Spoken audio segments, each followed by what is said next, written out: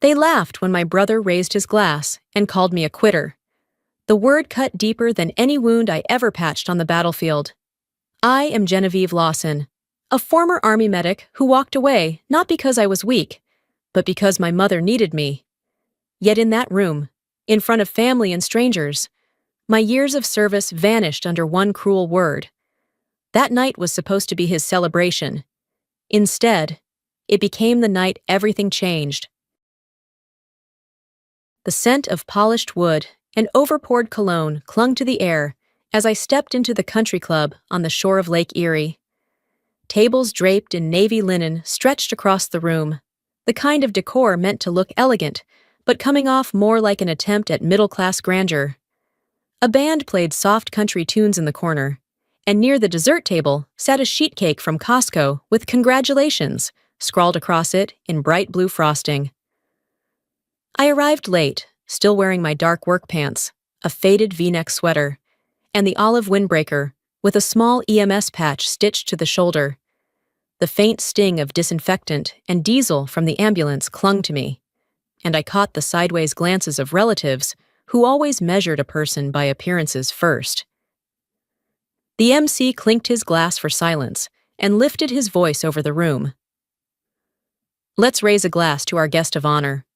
My brother stood, a wide grin across his face, basking in the applause. But then he turned slightly, his eyes finding me at the far end of the table. His grin sharpened. "And this," he announced, holding his glass high, "is my sister, the one who walked away halfway through, left the Army behind. A real quitter." The word hit harder than any blow I'd ever felt. Laughter broke out around the room, some chuckles polite, others sharp and mocking. I saw a few nods of agreement. On the projection screen, the slideshow stumbled onto an old photo of me in uniform, frozen there like the punchline to a cruel joke. I swallowed hard, forcing myself not to flinch. My throat tightened, but I kept my chin level, refusing to give them the satisfaction of seeing me break. The years of service, the sleepless nights, the battles I fought both on and off the field, all of it was erased in a single word. Quitter. As I stepped away to collect myself, weaving through the crowd toward the hallway, the muffled sound of another microphone drifted through the adjoining wall. "Please welcome General Harrington." The name made me pause mid-step, the sting of humiliation giving way to a flicker of something else, something I couldn't quite name yet. The laughter from the banquet hall still rang in my ears as I tried to steady myself. My brother's word, quitter, dug deeper than anyone in that room could imagine, because they didn't know what it cost me to walk away. For 6 years, I wore the uniform of an Army combat medic, MOS 68W. I lived through nights where sleep never came, spent hours bent over soldiers torn apart in training accidents and real deployments alike. I can still feel the rush of adrenaline, the taste of copper in my mouth, as I clamped bleeding wounds with shaking hands but a steady mind. I had learned to be calm when others broke. And yet, one phone call cut sharper than any battlefield wound. It was the night I called home and heard my mother's voice on the line, crying because she was lost in her own neighborhood. My father was gone by then, and I was thousands of miles away, trapped in the cadence of military life, while my mother slipped into confusion alone. That night, I knew the Army wasn't the only duty I carried. I chose to leave, not because I couldn't handle the Army, but because my mother needed someone who would remember her when her own memory betrayed her. To the world, it looked like quitting. To me, it was the only honorable choice left. Now I run calls for Cleveland EMS.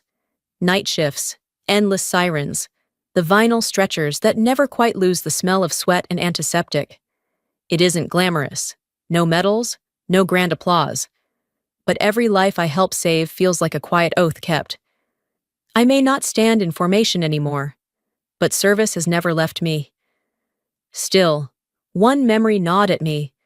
My brother, without even asking, had taken power of attorney over our mother. With a signature on a set of papers, he controlled her finances, her house, her future. He never invited me into the decision. I had put my life on hold for her, And somehow, he managed to make me invisible in the process. Later that night, I wandered into the kitchen to help tidy up after the caterers. I pulled open a drawer to grab a towel and froze. Inside was a thick envelope. The words, "Thank you for your support," printed across it. The logo of a cheap nursing home stamped in the corner. My stomach dropped. I sifted through the papers stacked beside it, casual as if I were only moving clutter. What I found made my pulse hammer. Bank statements, withdrawals, all under vague memos. Home improvements. The numbers didn't lie. My brother was funneling money, preparing to move our mother out of the center she was in now, a place expensive but safe, a place where I knew she was treated with dignity. He wanted to cut costs and pocket the difference for his business deals. The betrayal burned hot in my chest. My mother's well-being was never his priority. Profit was. For the first time that evening, humiliation gave way to fury. Just then, my phone buzzed in my pocket. I glanced down and saw the name. My old platoon sergeant. His message was simple. "You at the country club tonight. General Harrington's giving the keynote at the Veterans Gala next door." I gripped the phone so tight my knuckles whitened. The room around me blurred, replaced by the pounding of my heart. A mix of fear and a strange, fragile hope ran through me. The night wasn't over yet. The noise in the banquet hall swelled until it pressed against my skull. Glasses clinked, laughter rose in bursts, and the atmosphere grew louder with every toast. I sat at the far end of the table, trying to steady my breathing, my hands clenched beneath the white linen cloth. Then one of my brother's friends stood up, his voice pitched high enough to carry across the room. "I heard she quit the army because she couldn't survive the first week of training." The room erupted. Chairs shook with laughter, the sound sharp and cruel. My jaw tightened until it ached. I wanted to shout the truth, to spit back every sleepless night I'd spent on duty, every life I had helped save. But I knew how it would play. Protest would only make me look like I was scrambling to defend a lie. So I stayed silent, my silence feeding their smirks. The MC, already tipsy, grinned as if the humiliation were part of the entertainment. "Come on, let's hear from her. Just a few words. For fun." I rose stiffly, opened my mouth, and before I could even finish my first sentence, he cut in with a smirk. "Keep it short, or it'll drag on longer than her time in the army." The punchline landed, and the roar of laughter made my face burn. My heart slammed in my chest, heat climbing up my neck until I felt the sting behind my eyes. I pressed my nails into my palms, desperate not to let them see me falter. Then came the final blow. My brother raised his glass again, basking in their attention. "I've got a big deal in the works," he boasted. "We're finally going to unload Mom's house and turn it into real capital." The words snapped something inside me. "That's Mom's home. You can't," I said, my voice cutting sharper than I expected. He turned, the smugness on his face unshaken. "I'm POA. You don't get a vote. Not now. Not ever." The room went silent for a breath, before breaking into low murmurs. I felt the walls press closer, my skin prickling under the weight of their eyes. Shame and fury tangled in my chest, making me tremble. I couldn't sit there another second. If I stayed, I'd collapse in front of them all. So I rose, my chair scraping loudly against the polished floor, and pushed through the heavy doors into the cold night air.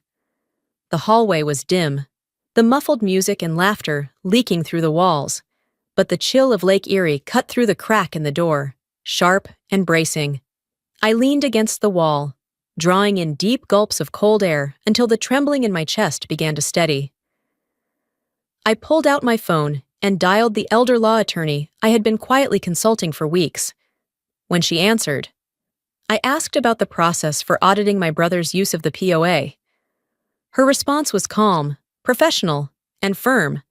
If I suspected abuse, I had enough ground to take action. She promised we'd move forward. Before I could exhale, a hand touched mine. My aunt's lined face peered up at me, her voice a hushed whisper meant to wound. "You left the army, and you left this family. People don't forget that." Her words sliced through me like glass. reopening the sting my brother had carved just minutes earlier. I pulled my hand back, but the ache lingered. Then a different voice called from the shadows of the corridor. "Miss Lawson!" I turned to see a man I recognized instantly, the older veteran I had resuscitated in a Walmart parking lot weeks before. His eyes glistened, his grip steady as he shook my hand. "You didn't quit," he said, his voice low but unshakable. "You saved me. That's service, no matter what anyone says." His words broke through the fog of humiliation like sunlight-piercing storm clouds.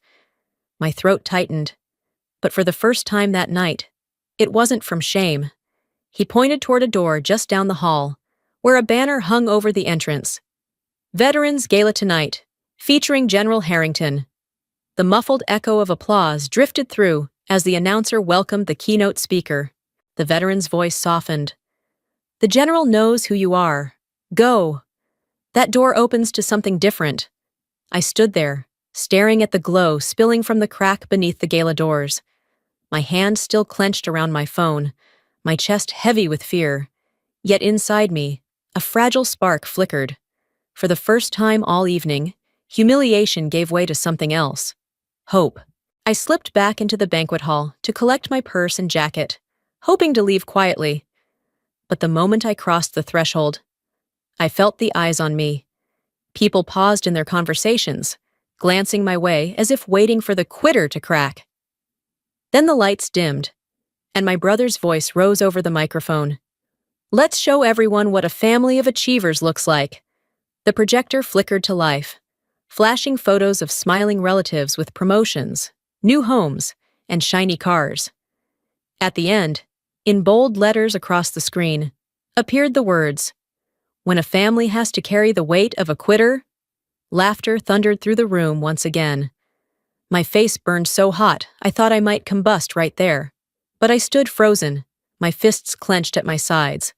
I walked to the front, placed my glass of water down with a deliberate thud, and spoke clearly, my voice carrying farther than I thought it could. "Don't ever call me a quitter again. And if you so much as try to sell Mom's house without me, the next call you get will be from a judge, not me." The laughter choked off, leaving a brittle silence before whispers swirled like smoke. My brother's smirk faltered for just a breath. Then a voice from the crowd sliced through. "Why don't you just leave already?" It came from an old friend I hadn't seen in years, loud enough for everyone to hear. "Nobody's here for your speeches. Don't embarrass yourself more." The sting cut deep. Every pair of eyes felt like a stone hurled my way. I had never felt so utterly alone in a room full of people who shared my blood. I turned sharply, refusing to let them watch me shatter. My steps echoed against the polished floor as I strode to the door. In my head, a single thought repeated like a vow. This is the last time they get to step on me. The hallway outside was dim, the carpet muffling my steps. Light spilled from the gala ballroom down the corridor, casting a soft glow. I aimed for the exit, desperate to breathe free air, when a voice called out behind me. "Staff Sergeant?" I froze. Slowly, I turned. Standing there was my old platoon sergeant, and beside him, taller, broad-shouldered, unmistakable in presence, was General Harrington. He extended his hand. His grip was firm, his gaze steady. "I remember your calm under pressure," he said. "You carried more than your weight." He spoke my name, my rank, as if no years had passed since I wore the uniform. My throat tightened. Before I could gather words, he continued, his voice softening. "My wife told me about the blizzard last week. She said the EMS crew reached her just in time. That was you, wasn't it?" I nodded, stunned. Of all the calls I'd run, I hadn't imagined one would link me to him. The invisible threads of my service and my present life had tied themselves together in a way I couldn't have scripted. General Harrington glanced toward the doors of my brother's banquet, his jaw set, his expression sharp. "That's where you came from, isn't it?" "Yes," I whispered. "Then let's go back together." he said. His voice was not a suggestion, but a command softened by respect. Without waiting for my response, he started toward the double doors. The handles gleamed as the doors swung open. The country music inside faltered mid-chord, cut short by the sudden hush that fell when the sight of dark dress uniforms filled the doorway. Knives and forks hung suspended above plates. Conversations snapped silent. I walked just a step behind General Harrington, every gaze in the room trained on me. And for the first time that night, I did not feel small. I felt seen. The banquet doors swung open with a force that silenced the room. General Harrington stepped through, flanked by two officers in dark dress uniforms, their shoes gleaming beneath the chandelier lights. The sudden hush was deafening. Forks froze mid-air, glasses hovered halfway to lips, and the twang of country music sputtered into silence, as if the instruments themselves had been caught off guard. He didn't hesitate, didn't pause to acknowledge my brother or the crowd craning their necks to see who had entered. His stride was purposeful, steady, cutting straight across the polished floor toward me. My pulse pounded in my ears, but I stood tall as he reached me. "Staff Sergeant Lawson," he said, his voice carrying through the stunned hall. He clasped my hand firmly, the kind of handshake that anchored you in place. "Good to see you again!" Gasps rippled around the room. Faces that had smirked at me minutes earlier now blinked in disbelief. My brother's smile faltered, the confidence draining from his eyes, as though someone had pulled a rug out from beneath him. Then, with the same calm authority I remembered from years ago, General Harrington reached into his pocket and pressed a challenge coin into my palm. The weight of it, cool and solid, made my throat tighten. "Leaving the army wasn't quitting," he said, his words sharp enough to slice through every whisper. "It was choosing another duty, one just as honorable." The silence fractured into a low tide of murmurs. Heads turned toward me, people leaning in to whisper behind cupped hands. A woman at the next table covered her mouth. A man cleared his throat loudly, as if embarrassed by his own laughter from earlier. I glanced at my brother. Just moments ago, he had been glowing with pride, the center of his own celebration. Now his face was pale, his lips parted as though searching for words that refused to come. His fork slipped from his hand and clattered against the china, loud in the otherwise hushed room. For the first time all evening, I didn't feel heat rising from humiliation. What spread through me instead was steady, quiet pride. My cheeks no longer burned from shame, but glowed with the warmth of recognition that could not be mocked away. I closed my hand around the coin, holding it tight as if it were proof not just to them, but to myself, that I had never been what he called me. I wasn't a quitter. I had chosen my own battlefield. I stepped forward into the center of the room, my voice steady, though every eye in the hall bore down on me. "Power of attorney doesn't mean you get to sell Mom's house as if it were your own.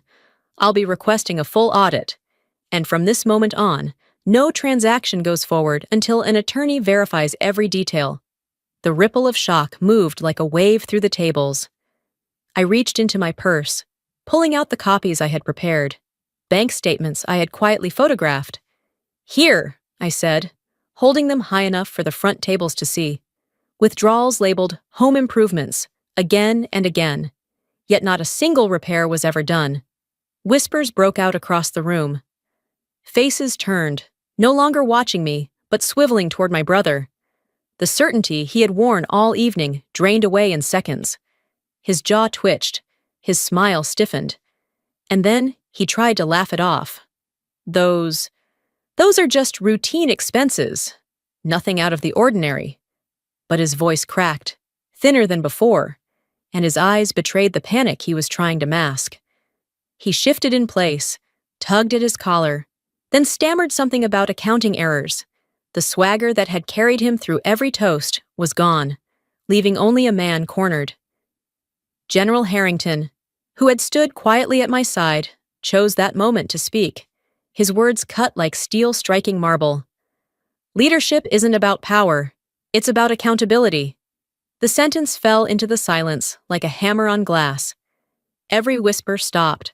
Forks rested gently back onto plates. My brother dropped his gaze, unable to meet anyone's eyes. The smirks that had once fed on my humiliation had vanished. What remained was a heavy, undeniable silence that pressed down on the room like a judgment no one dared challenge. The hum of the country club, the sting of laughter, the weight of eyes judging me, all of it felt miles away as I sat in the quiet of the nursing home. The fluorescent lights were softer here, the air warmer. My mother dozed in her chair, her gaze drifting past me as though she were watching a life only she could see. Most days she no longer recognized me, not fully. But when I whistled the tune my father used to love, her lips curved into the faintest smile. That was enough. I pulled the quilt higher around her shoulders, the one patched with scraps of old uniforms, a faded army insignia sewn into the corner. My hand lingered there, tracing the worn stitching. In the pocket of my jacket, the challenge coin General Harrington had pressed into my palm was still warm, as if it carried the weight of every word he'd spoken. I leaned back, breathing slowly, letting the silence settle. I didn't need applause in a banquet hall full of people eager to laugh at me.